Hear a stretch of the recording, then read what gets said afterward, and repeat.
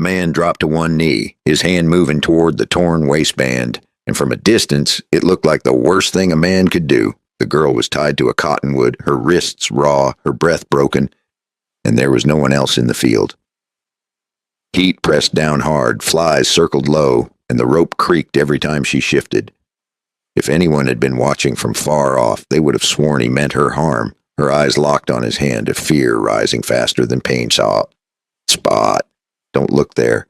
He looked anyway, just long enough, and his face went still.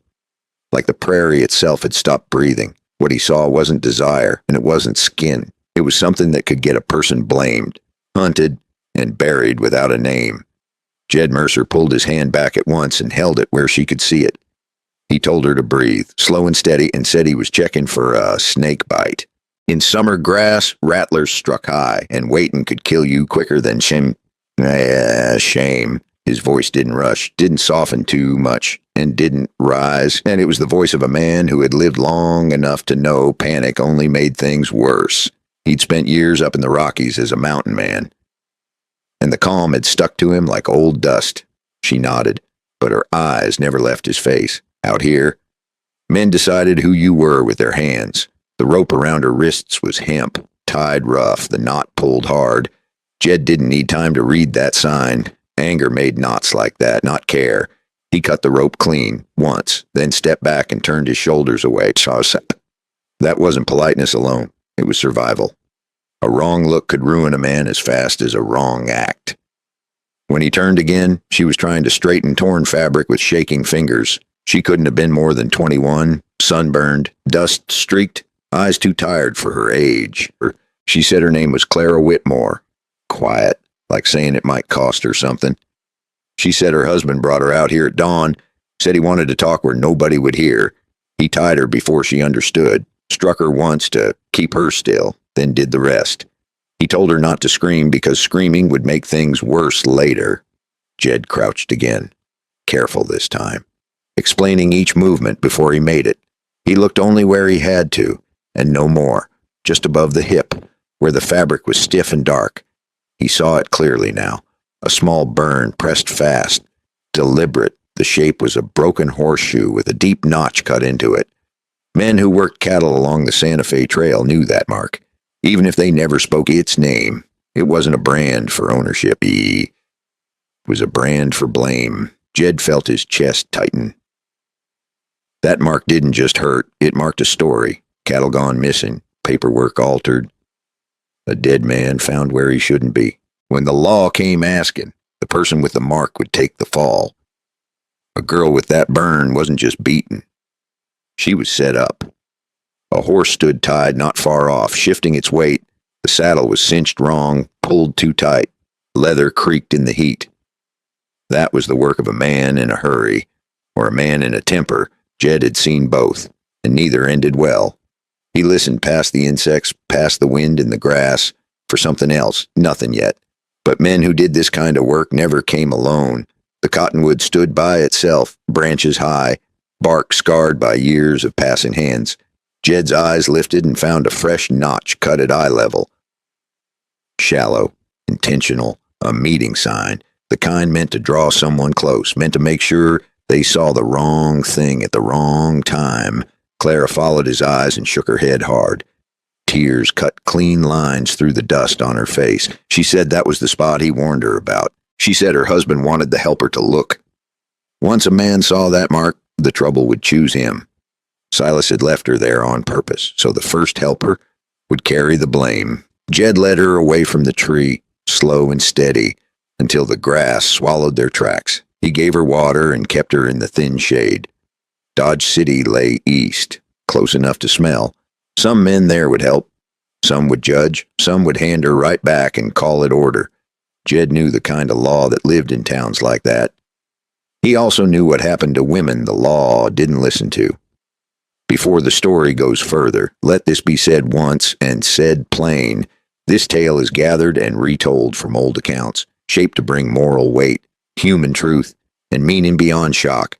The images used are created by AI to help carry feeling and time, not to replace truth.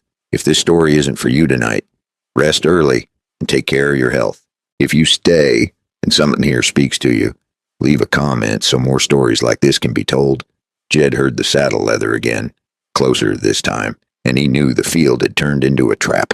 He glanced at Clara's hands, the raw skin, the way she tried to hide the shaking.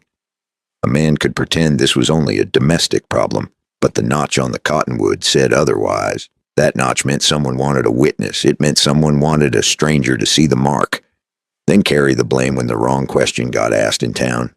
Jed had seen that kind of trick before, years back on a trail where a good man ended up hanging because he looked at the wrong thing. He wasn't going to let it happen again, not to himself, and not to her. He told Clara to keep her eyes on his shoulder, not his hands, and to trust one simple rule. If he said move, she moved. No arguing, no apology. Then the wind shifted and brought a smell that didn't belong to grass or river mud, cigar smoke, town smoke, men smoke. And Jed understood the riders weren't lost. They were circling. Jed asked Clara if anyone saw him bring her out here. She shook her head, then stopped, listening. Somewhere beyond the rise, leather creaked again. A horse snorted. The sound was faint, but it was enough. The field felt smaller all at once. Jed straightened, weighing his choices. If he took her to town, the law might finish what her husband started. If he ran, the law would hunt him instead. He took a breath and made a decision that would follow him for the rest of his days. If the law believed her husband before it believed her, who do you think they would punish when that mark was found? Jed didn't wait to see who was coming.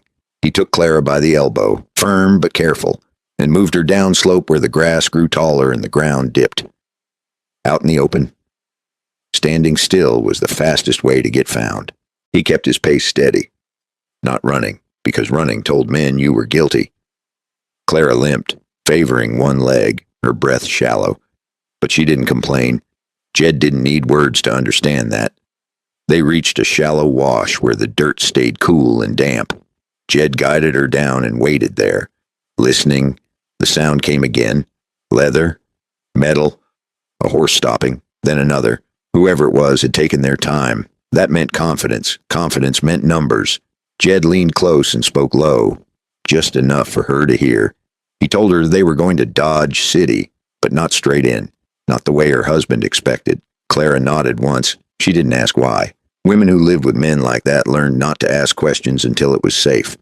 They circled wide, keeping the cottonwood behind them, using a fence line and a dry creek to break tracks.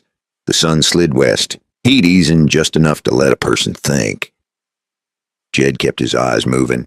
He noticed things other men missed. Broken stem, a boot print too clean to be old.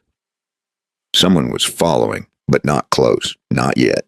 Clara finally spoke when they reached a stretch of hard ground. She asked if he was taking her back to her husband. Jed said no, not like that. He said the law came first, even when it got things wrong. She swallowed hard at that. Law was a word that hadn't helped her much so far.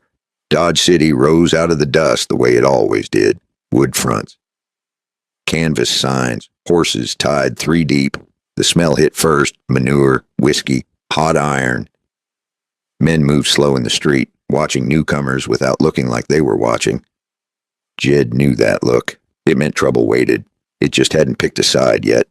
He took Clara in through the edge of town, near the livery and the feed store. Not the saloon, not the main drag. You didn't bring a wounded woman into a place full of drink and stories. He found a small room behind a dry goods shop where a woman sometimes patched folks up for cash. The woman took one look at Clara and nodded.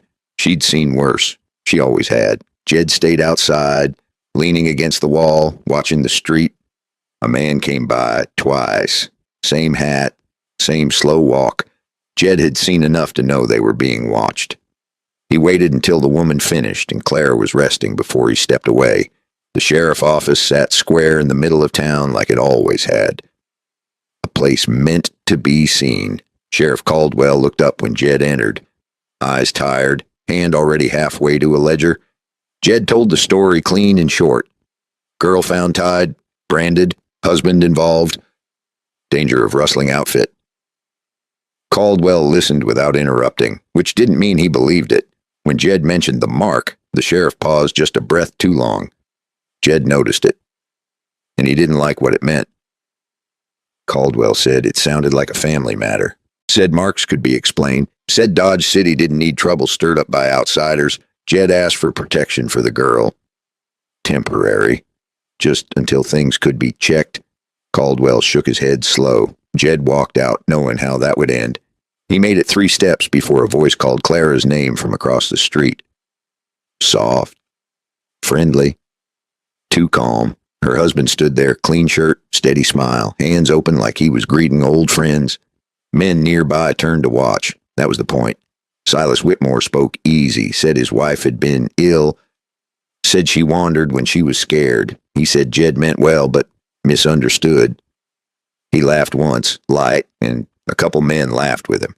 Jed felt the trap close. This was how it worked. Not fists, not guns, words. Witnesses. Claire stood stiff beside Jed. Her eyes stayed on the dirt. Jed didn't look at her. He looked at Silas. Silas met his gaze without blinking. That kind of calm didn't come from innocence. It came from practice. Sheriff Caldwell stepped out then, hands on his belt. He said he'd handle it. He asked Jed to move along. Said Dodge City didn't need trouble today. Jed understood the warning. So did Silas. Jed leaned close to Clara and told her they were leaving town, not running, just stepping aside until the law had to look harder. She nodded again, quick this time. Fear and hope mixed in her eyes, and Jed knew that look too. They left before dusk, heading southwest where the road thinned and the land opened up. Jed kept his pace easy. Men followed those who hurried. Behind them, Dodge City settled back into itself, already forgetting. Clara asked why he was helping her. Jed said some marks didn't belong on people. He didn't say more. Men his age learned to leave certain words alone. The sun dropped low, painting the land gold. Ahead lay miles of open country and choices that only got harder. Jed knew Silas wouldn't stop. Men like that never did. And somewhere beyond Dodge City, there were others who would recognize that Mark and come asking questions no one wanted to answer. Before we go on, if you're enjoying this story so far, this is a good place to subscribe. No pressure, just a quiet way to make sure you don't miss the next chapter. Pour yourself a cup of tea or coffee, settle in, and keep listening. And if you feel like it, leave a comment and tell me what time it is where you are and where you're listening from. They rode southwest until Dodge City fell behind them like a bad smell you couldn't wash off. Jed kept them on hard ground where tracks faded fast and the land stayed honest. Claire sat stiff in the saddle, hands resting light, learning the rhythm without being told. She was hurt, tired, and scared, but she listened. That mattered more than strength. They stopped near a low rise where the wind stayed steady and the view stretched far. Jed checked the horizon before anything else. Old habit, if trouble was coming. You wanted to see dust before you heard hooves. Nothing yet, just open land and heat. Claire asked where they were headed. Jed said away for now, then toward answers. He told her they would skirt the Cimarron River and follow quiet stretches of the Santa Fe Trail. Not because it was safe, but because dangerous men liked busy places. Quiet ground made liars nervous. Jed proved it before the sun even dipped. They passed a shallow bend where the grass looked ordinary, but the birds were quiet, and that was never a good sign. He slowed the horses, then took them off the line of the trail by 20 yards, just enough to make a watcher second guess. Clara didn't know why, but she followed, and that told Jed she was still thinking, not just surviving.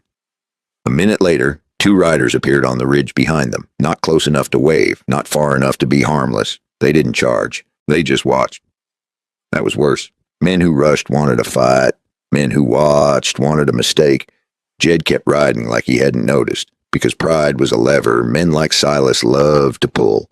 He let the riders see his calm. He let them wonder if he had friends nearby. Then he leaned down, voice low, and gave Clara the plain truth. If they reached town too fast, the law would chase them. If they reached town too slow, Silas would catch them. He said it wasn't fair. Clara nodded once and said nothing, but her eyes stopped begging and started counting. They rode through the afternoon, the land flattening out, grass thinning, cicadas buzzing like loose wire. Jed pointed out things as they went, not like a teacher, more like a man thinking out loud. Where to cross without leaving prints, where water looked clean but wasn't, where men liked to wait. Clara listened, and for the first time since he found her, Her shoulders eased a little. They reached the river late, shallow and wide, the water slow and brown. Jed let the horses drink first, then Clara. She winced when she moved, and he saw her press a hand to her side. That mark was hurting her more than she let on, not just the burn, the meaning of it. She asked if other people had been marked like that. Jed said yes, though he didn't say how many didn't live long after. He told her those outfits like to make examples. Fear saved them work. Clara nodded, eyes fixed on the water. She already knew fear well enough. As dusk came on, Jed noticed something off. A set of tracks near the riverbank. Too fresh to be old, too neat to be accidental. Someone had crossed here not long ago, then doubled back. That meant watching. Jed didn't say anything right away. He didn't want panic riding with them. They made camp a mile off the water, tucked into a shallow cut where the ground hid firelight. Jed kept the flame low and ate standing. Clara ate sitting, slow, careful. She asked if her husband would follow. Jed said men like that always did. She asked how long. Jed said as long as it took. Later, when the stars came out and the land cooled. Clara finally spoke about the things she had been holding in, not all at once, just pieces. She said Silas never hit her in front of people. He waited until there were no witnesses, and she said he liked to remind her no one would believe her anyway. Jed listened without comment. Men his age learned when silence mattered. She told him about the book, the one Silas made her carry weeks ago, wrapped in oilcloth, heavy. He told her not to open it, told her not to ask questions, told her if she talked, she would end up worse than marked. She said she never saw the words, but she remembered the sign on the cover. A broken horseshoe. Same as the burn, Jed's attention snapped sharp. Books didn't travel with rustlers unless they meant something. Paper outlived gunfire. Jed said nothing, but his mind shifted. This wasn't just a husband hiding behind town law. This ran farther, maybe farther than Dodge City wanted to know. The next morning, they moved early. Jed kept them off the main trail, using the land like a map only he could see. By midday, they spotted riders far off, too distant to count, but close enough to matter. Jed didn't change pace. That was important. Men who sped up told a story they didn't want to tell. They reached a stretch of broken ground where the trail split. Jed chose the rough side. Claire didn't question it. She trusted him now, not because he promised safety, but because he never promised easy. Late in the afternoon, they saw smoke ahead, not camp smoke. Too thin. Jed slowed and studied it. A small fire, carefully placed. A signal, not a meal. That told him they were being invited. The woman stood near the fire, back straight, hat low, hands busy with nothing important. She looked like she belonged to the land, which meant she didn't. Jed approached slow, open, letting her see him clearly. She looked up, eyes sharp, taking them in piece by piece, not afraid, not surprised. She introduced herself as May Sutter, said she was waiting on someone who might not show. Her voice was calm, easy, like she talked to strangers for a living. Jed didn't argue. Clara watched her closely, noticing things Jed noticed too. The way May stood with weight balanced, the way her eyes checked the horizon before settling back. They talked around nothing for a while. Weather, roads, how hard the year had been. Then May looked at Clara's side, just once, quick. Her expression didn't change, but her tone did. She said there were marks a woman didn't earn by accident. She said some men were being hunted for less. Jed asked who was doing the hunting. May said people with badges sometimes, and people without them other times. She said there were outfits moving cattle that didn't belong to them, using wives and marks to scare off questions. She said one of those marks had shown up dead last winter, and the wrong man took the blame. Jed felt the pieces settle into place. May said if Clara went back to Dodge City, she would disappear quietly, not because the law hated her, because the law didn't want the trouble. She said there were bigger eyes watching farther south, eyes that didn't like sloppy work. If Clara wanted a chance, she would have to move before Silas closed the gap. Jed looked back the way they came. Dust hung low on the horizon now, too steady to be cattle. He counted heartbeats. 1, 2, 3. They were closer than he liked. May kicked dirt over her fire and said she was heading toward New Mexico. Said there was a man there who still read books instead of faces, a man who might care about paper and marks. She tipped her hat and started packing like the decision was already made. Jed turned to Clara and saw fear and something else mixed together. Not hope, not yet. Resolve, the kind that came when there was no safe way left. Jed swung into the saddle and took one last look at the trail behind them. Silas was coming. That was certain. What Jed didn't know yet was how many men were riding with him, or what Silas was willing to burn to get his wife back. And that was the thought that stayed with him as they rode after May, because men who put marks on women never stopped at just one lie. They rode hard behind May, keeping the distance just right. Too close, and you looked like trouble. Too far, and you lost the trail. Jed let May set the pace, because she rode like someone who had done this before and lived. Claire stayed quiet, her focus fixed forward, the way people do when they finally stop asking why. The land shifted as they pushed the south. Grass thinned, rock showed through, the wind picked up and carried less smell, which made tracking harder. Jed didn't like that. Men chasing didn't need scent if they had numbers. They stopped once near a dry bend in the Cimarron, just long enough to water the horses. May scanned the ground and frowned. There were more tracks now, not close, but steady. Someone was keeping them in sight without pressing. That kind of patience usually belonged to men who felt sure of the ending. Clara finally asked who May really was. May didn't answer right away. She said names mattered less than timing. Then she said she worked with people who still believed paper could hang a man faster than a rope. Jed understood that. Guns scared folks. Documents scared towns. They rode into the afternoon heat, the sun baking thought out of a man's head. Jed watched Clara closely. She was slowing, not enough to complain, but enough to notice. The burn on her side was angry now, and pain had a way of making bad decisions sound reasonable. Near sundown, they reached a small ranch, little more than a shack, a corral, and a tired windmill. Smoke rose thin from a cook fire. Jed recognized the place. He had traded water there once years ago. The owner was a quiet man who minded his own trouble. That made him useful. They didn't make it 10 yards before voices carried from the yard. Men's voices, more than two. Jed reined in slow. May stopped too. They listened. Laughter. Boots on wood. Someone felt at home. Silas stepped out from behind the shack like he had been waiting for them all along. Clean shirt again, hat brushed, smile easy. Two men flanked him, both armed, both relaxed. This wasn't a chase anymore. It was a meeting. Silas spoke first, friendly as a church door. He said Clara must be tired. He said Jed was making things worse than they needed to be. He said folks were starting to talk. Jed noticed he didn't raise his voice. Men with the upper hand rarely did. Claire froze, her breath hitched. The rancher stood back, eyes on the dirt, already decided. May shifted her weight, calm, ready. Jed felt the moment stretch thin. This was where most men made a mistake. Jed didn't answer Silas right away, but he looked at the men beside him instead. He looked at their boots. One had fresh mud from the river. That meant Silas had been closer than Jed liked. He smiled then, small and tired. Jed said Silas could take his wife home if he wanted. Said no one was stopping him. Silas blinked at that, surprised.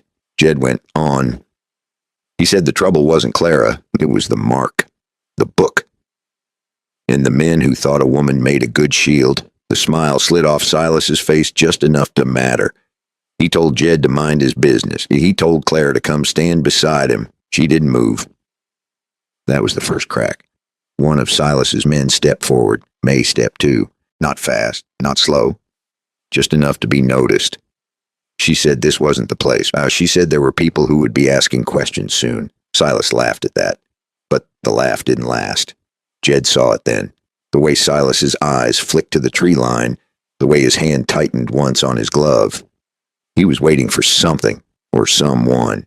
The rancher cleared his throat and said he didn't want trouble. Silas told him there wouldn't be any. Jed believed neither of them. He leaned close to Clara and told her to mount up when he said so. She nodded once, jaw set. Silas's voice changed then. Not loud, just sharper. He said Clara was confused. He said she had a habit of running when things got hard. He said Jed didn't know what kind of woman he was dealing with. That was when Clara finally spoke. She said the mark hurt worse every day. She said the book was hidden where Silas told her to hide it. She said she didn't know what was in it, but she knew why it mattered. Silas's head snapped toward her. Too fast, too angry. Jed moved then, not toward Silas, toward the space between them. He put himself where things would have to go through him first. May was already there, like she had planned it that way all along. Silas's men reached for their guns and stopped, not because Jed was faster, because someone else had spoken. The rancher. He said he had heard enough. He said he didn't want dead bodies on his land. He said Silas could take his business elsewhere. Silas stared at him, disbelief turning to calculation. He backed off a step, then another. He tipped his hat to Clara, slow and deliberate. He said they would talk later, when cooler heads prevailed. That was a promise, not peace. They left just as they came, easy and unhurried.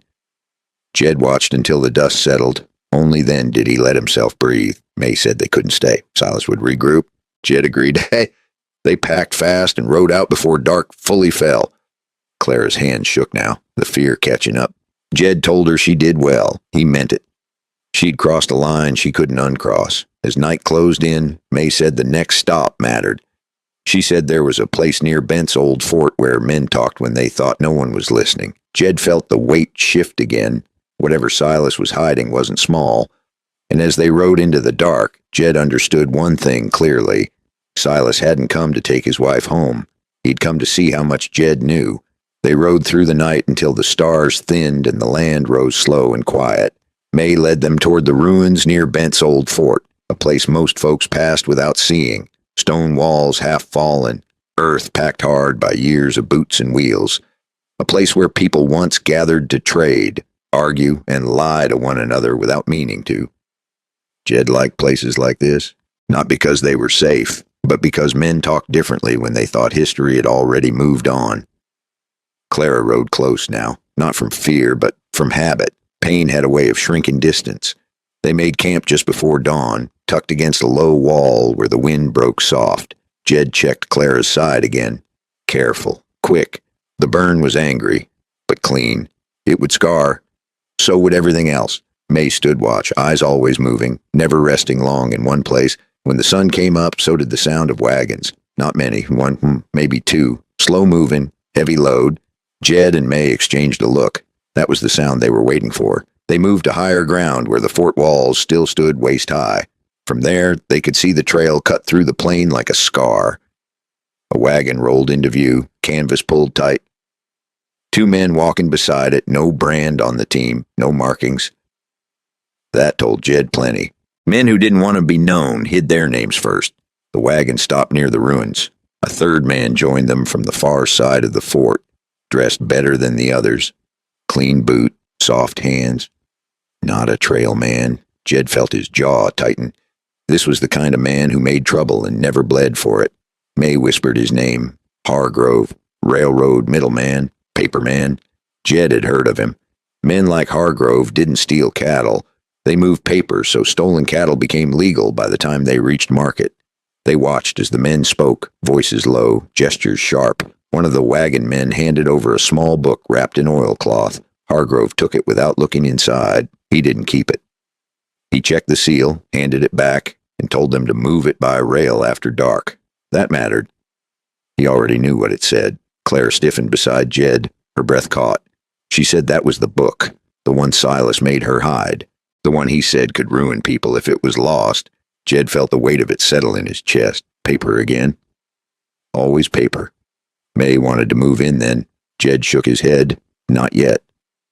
Men like Hargrove needed room to talk themselves into trouble. They waited. Hargrove spoke longer now, his voice carrying just enough to reach them when the wind shifted.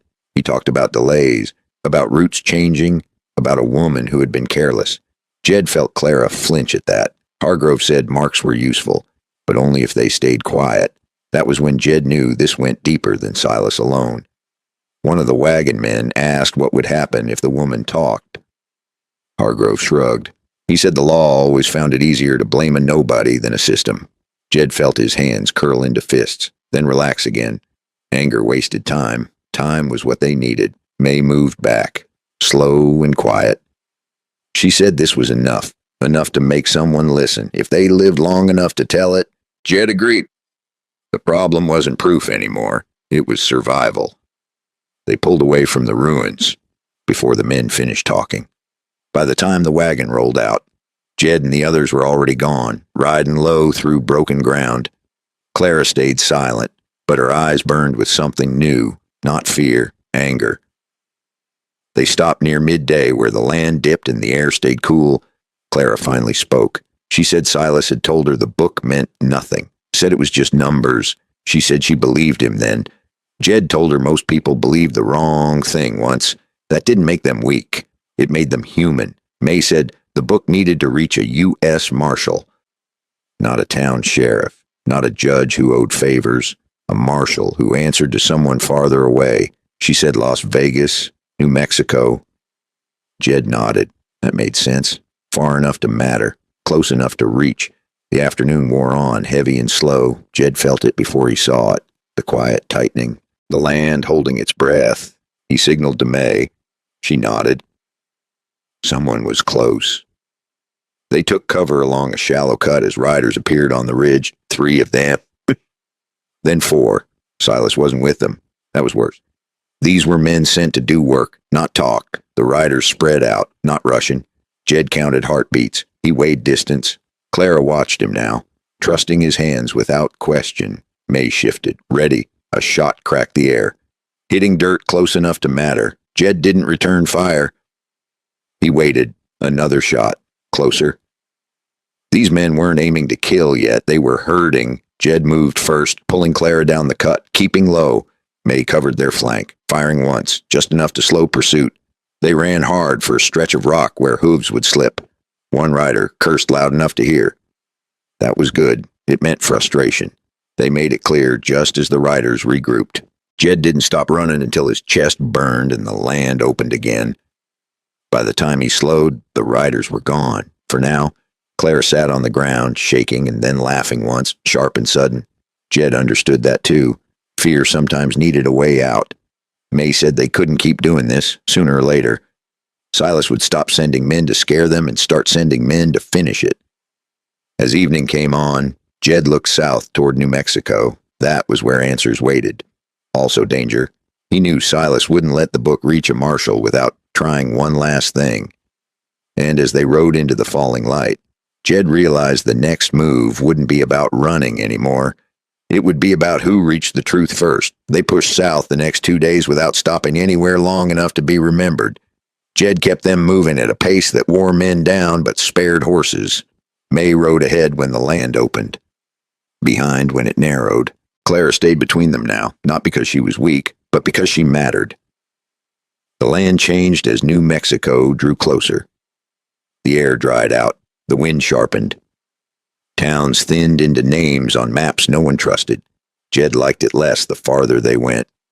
Out here, help was rare, and mistakes stayed with you. They crossed into Las Vegas, New Mexico, near dusk, slipping in with a freight train and a line of wagons. Jed didn't like cities, but this one felt different from Dodge City. Less noise, more eyes. Men here watched quietly, the way men did when paper mattered more than fists. May led them straight to a narrow street behind the depot. She said the marshal they needed didn't sit where people expected. Jed tied the horses and stayed outside while May went in alone. Clara leaned against the wall, breathing slow, her hand resting near the burn without touching it. When May came back, her face told the story. Before her words did, the marshal would listen, but not yet. Someone had already been there asking questions. Someone with money and a clean story. Jed felt the ground shift under his boots. Silas had moved faster than he thought. Not riding.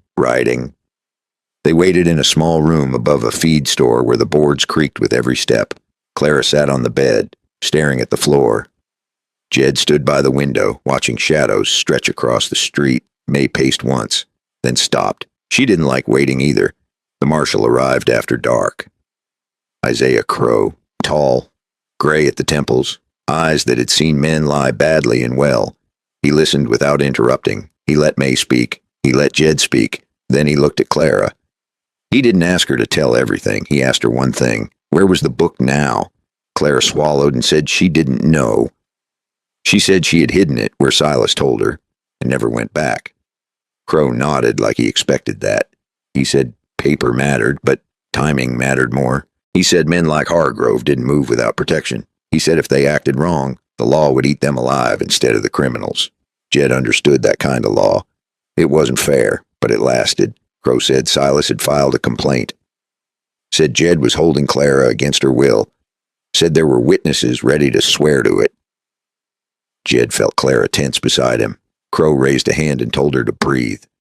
Crow said this didn't make Silas right. It made him dangerous, and he said the next move would decide who the town believed. Jed asked what that move was. Crow said waiting. That answer never sat well with Jed. They left the office after midnight, the street quiet and tight with heat. May said Crow wasn't wrong. Jed said waiting gave Silas time. Clara listened to both and said nothing. She was learning how men argued without saying the real thing. The next morning brought trouble with it. Jed saw it in the way people looked at Clara. Too curious, too certain. Whispers traveled faster than horses. By noon, someone had spit near Jed's boot. By afternoon, a man told Clara she should go home to her husband. May came back, hard and fast, eyes sharp.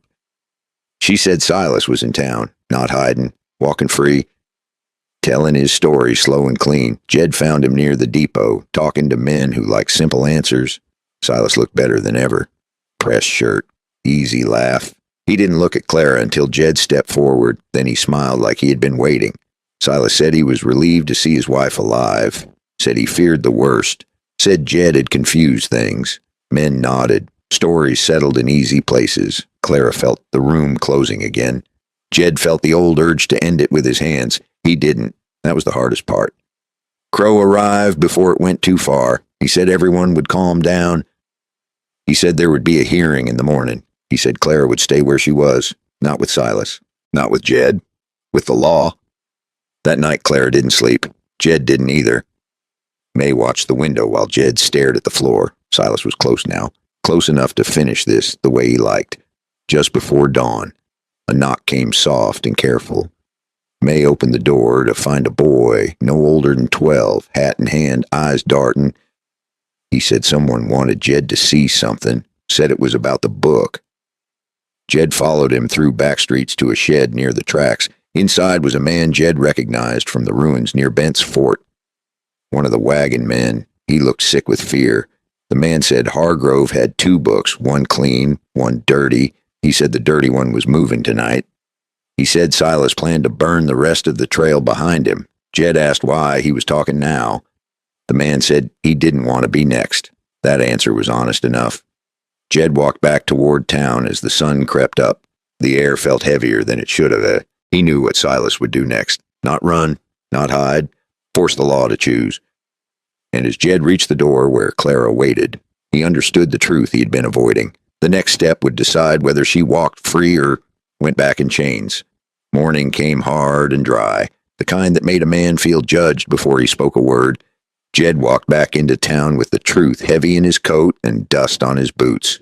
Las Vegas was already awake. Wagons creaking, doors opening, men talking low. News moved faster than horses here, and Silas knew it. Clara sat where the law told her to sit, hands folded, eyes steady, trying not to look like a woman waiting for permission. Jed saw the brand pull at her when she shifted. Pain had a way of reminding you who thought they owned you. May stood near the wall, quiet, watching faces instead of words. Marshal Crow called the hearing small and quick. No crowd, no speeches. Just a room, a desk, and men who like clean endings. Silas arrived early, calm as ever, with 2 witnesses who looked rehearsed. Hargrove did not show. That absence felt loud. Silas spoke first, easy and smooth. He said his wife was sickly. He said she wandered when frightened. He said Jed took advantage of that. He said he wanted her home, safe. Men nodded because the story fit the shape they expected. Crow turned to Jed and asked for his account. Jed kept it short, found her tied, saw the mark, moved her for safety. He didn't speak of anger. He didn't speak of fear. Facts were enough, if anyone wanted them. Silas smiled and asked about proof. He asked where the book was. He asked why a stranger's word should matter more than a husband's. Crow listened, eyes unreadable. This was the danger Silas liked. Rooms where truth had to wear a coat and lie came dressed light. Clara felt the room closing again. Jed felt it too. He could see the end coming the way he always could. Quiet, orderly, wrong. May shifted then, just a step, and Crow noticed. He asked if she had anything to add. May said there was a wagon moving tonight. She said it carried paper that didn't want to be seen. She said men were already nervous about it. Silas laughed once, quick, sharp. He said that sounded like rumor. He said rumor hurt innocent men. Crow didn't laugh back. Crow said the law would hold Clara until the matter was settled. Not with Silas, not with Jed, with the law. That word landed heavy. Protection and prison shared a thin line. Outside, the town breathed again. Silas stepped close to Jed. Smile low. He said this could have been simpler. He said Jed should have minded his own land. Jed didn't answer. Men like Silas fed on reaction. May pulled Jed aside and spoke fast. She said the dirty book was moving tonight by rail. She said if it disappeared, everything else would fold in on itself. Jed asked what Crow would do. May said Crow would wait for clean proof. Jed nodded. Waiting was not an option. They had hours, not days. Jed used them the only way he knew how. He watched. He listened. He noticed who walked where and who didn't. He saw Silas near the depot more than once. He saw a clerk slip Hargrove's man a note. Paper again. As dusk fell, the depot came alive. Lanterns swung. Men called numbers. Wagons lined up. Jed moved through it all like he belonged there. He had belonged in worse places. May found him near a stack of crates and pointed with her chin. A box marked feed, too heavy. Move too careful. That was the one. Jed didn't rush it. He waited for the moment when eyes went elsewhere. Then he did something simple. He tripped. A crate shifted. A lid cracked just enough to see inside. Books. 2 of them. One clean ledger on top, one wrapped tight beneath it, the dirty one. Silas's voice cut through the noise. He told Jed to step away. Men turned. Crow stepped into view at the far end of the platform. He had brought Clara to identify the seal in front of witnesses because her word had to be seen, not just heard. Everything paused. Jed lifted the wrapped book just enough to show Crow the seal. The broken horseshoe. Crow's face changed then. Not surprise, but recognition. Silas moved. Fast. Not toward Jed. Toward Clara, who had been brought to the edge of the platform by a deputy. That was the play. Always had been. Jed stepped between them without thinking. Silas's hand came up. Not with a gun. With the glove. A strike meant to provoke. Jed took it and stayed standing. Crow shouted for order. Silas shouted back. The town leaned in. This was the moment stories were born or buried. Clara spoke then. Not loud, not shaken. She said the book was real. She said the mark was forced. She said she would swear to it anywhere Crow wanted. Silas turned on her, rage slipping through the smile at last. That was enough. Crow ordered Silas held, not for guilt, for conduct, for now. The dirty book changed hands. Crow took it. May exhaled for the first time all day. Jed felt the ground steady a little. Night came down slow, the depot empty and the town buzzing low. Crow said this wasn't over. He said men like Hargrove didn't fall on one book. He said Silas would have one more move left. Jed knew that too. They walked Clara back through the quiet street. She didn't shake now. She didn't smile either. Freedom took time to feel real. As they reached the door, a deputy hurried up, breathless. He said Silas had asked to see Clara, said he had something to tell her, said it was urgent. Jed stopped cold. He looked at Crow. Crow looked back, tired and wary. Jed knew that look. It meant the next choice would cost something, because when a man like Silas asked to speak one last time, it was never to apologize. Silas asked to see Clara like he was asking for a glass of water. Polite. Calm. As if the room hadn't just turned against him. Jed didn't like it. Men who lost control didn't ask favors. Men who still believed they could win did. Marshal Crow said it would happen with conditions. Door open. Deputy present. No touching. Silas agreed too quickly. That was the first warning. They brought Clara into the small back room of the office, bare wall, one table, a single lamp throwing more shadow than light.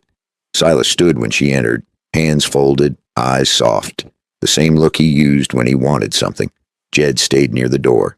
Crow leaned against the wall. May watched Silas's hands. Everyone watched his hands. Silas noticed and smiled. He spoke quietly, almost kindly. He said he never meant for things to go this far. He said men like Hargrove pushed him. He said the mark was a mistake made in fear. Clara listened without reacting. She had learned how to let words pass through without letting them in. Silas leaned forward just a little. He said the book would ruin more lives if it went public. He said towns would burn, families would suffer. He said Clara could stop that. All she had to do was say she lied, say she panicked, say Jed misunderstood. Jed felt his jaw tighten. Crow watched Clara closely. This was the moment that mattered. Not guns, not paper. A woman choosing whether to hand herself back. Clara looked at Silas and finally spoke. She said the burn still hurt. She said it hurt worse knowing he thought words could undo it. She said she wasn't afraid of towns burning anymore. She was afraid of living quiet and small for the rest of her life. Silas's smile slipped, just enough. His eyes hardened. He said she was making a mistake. He said she didn't understand how things worked. That was when Crow told him the conversation was over. They moved to escort Silas out. That was when he made his last play. Fast, desperate. He lunged toward Clara, not to strike, but to grab her arm, to remind everyone who he thought she belonged to. Jed moved without thinking. He stepped in and shoved Silas back hard. Silas stumbled, hit the table, and went down. Deputies were on him in seconds. The room exploded into motion. Crow's voice cut through it, sharp and final. Silas was restrained, wrists bound tight. The calm was gone now. So was the act. Silas shouted then. He said Jed had assaulted him. He said this proved everything. Crow didn't answer. He just looked tired. They locked Silas in a cell that smelled of iron and old sweat. He paced like a trapped animal, shouting promises and threats in equal measure. Clara stood outside the bars, shaking now that it was over. Jed stood beside her, close enough to steady if needed, far enough not to crowd. May came back from the depot with news. Hargrove was gone, left town before dusk. Took the clean book with him. The dirty one stayed behind. That mattered. But not as much as Jed hoped. Crow said this would turn into something bigger now. Federal eyes, long nights, slow justice. He said Silas would be held, but not for long without charges. That stuck. Paper could disappear. Witnesses could forget. That night, the town buzzed low and nervous. Jed sat on the steps outside the office, hat low, thinking. Claire sat beside him, wrapped in a borrowed shawl. She asked what would happen next. Jed told her the truth. Things would get harder before they got better. She asked if he regretted getting involved. Jed shook his head. He said some things followed you whether you turned away or not. She nodded, understanding that more than she wanted to, just before midnight. May returned again, breath quick. She said the man from the wagon was gone, the one who talked. Left town in a hurry. That was bad. Loose ends ran fast. Crow joined them, rubbing his eyes. He said Silas had a visitor earlier, a man claiming to be a lawyer. Crow didn't believe in coincidences anymore. Jed stood then, decision settling in his bones. He said they couldn't wait for morning. May agreed. Crow hesitated, then nodded once. Sometimes the law bent to catch up with truth. They would go to the depot again. Not to look. To be seen, to force Hargrove's hand. Claire stood too. She said she was coming. Crow said it wasn't safe. She said she had been unsafe for years. This was different. As they stepped out into the dark street, Jed felt the weight of the night press down. Silas rattled the bars behind them, shouting that they were making a mistake. Jed didn't turn around, because the mistake would be letting men like Silas decide when a story ended. They went to the depot not to hide, but to stand where everyone could see them. Lantern lights spilled across wood and iron, turning the place into a stage no one asked for. Jed walked steady, shoulders square, not fast, not slow. Clara walked beside him, head up, breath even. A woman choosing how she would be seen. May kept to the side, eyes sharp, ready for whatever tried to slip past. Hargrove did not show. That mattered. Men who ran from light told their own story. Marshall Crowe took the book and sealed it in front of witnesses. Not speeches, not promises, just the quiet sound of paper being claimed by law that would not look away this time. Silas watched from behind bars as the town leaned toward a different ending. His voice carried once, sharp and bitter, then faded. Jed did not answer it. Some arguments only keep you tied to the thing you're trying to leave. Morning came clean, the kind of morning that does not fix everything, but lets you start. Clara stood in the light and felt the air on her face without flinching. Crowe said the process would take time. He said justice moved slow because it had to last. He said she would not be sent back. That was not a victory parade. It was something better, a door that stayed open. Jed helped Clara pack what little she had, a dress, a shawl, a few small things that mattered because they were hers. May tipped her hat and said their paths would cross again. Jed believed her. They rode out past the edge of town where the land opened and the noise fell away. Clara asked what came next. Jed said that was the right question, not where you came from, but where you choose to go. They stopped near a rise where the grass moved easy in the wind. Clara looked back once at the town, then forward again. She said she wanted to learn how to live without waiting for permission. Jed smiled at that. It was a good place to begin. I want to step out of the story for a moment and talk to you directly. I've been around long enough to know that most of us carry marks no one can see. Some were put there by people we trusted, some by choices we made when we were tired or scared. What this story reminds me is that marks do not have to decide the rest of our lives. They can become the place where we turn and say enough. I have learned that waiting for perfect conditions is another way of staying stuck. Change often starts when we stand up tired and move anyway, and I believe that quiet courage matters more than loud strength. Back in the story, Jed did not pretend he could give Clara a future.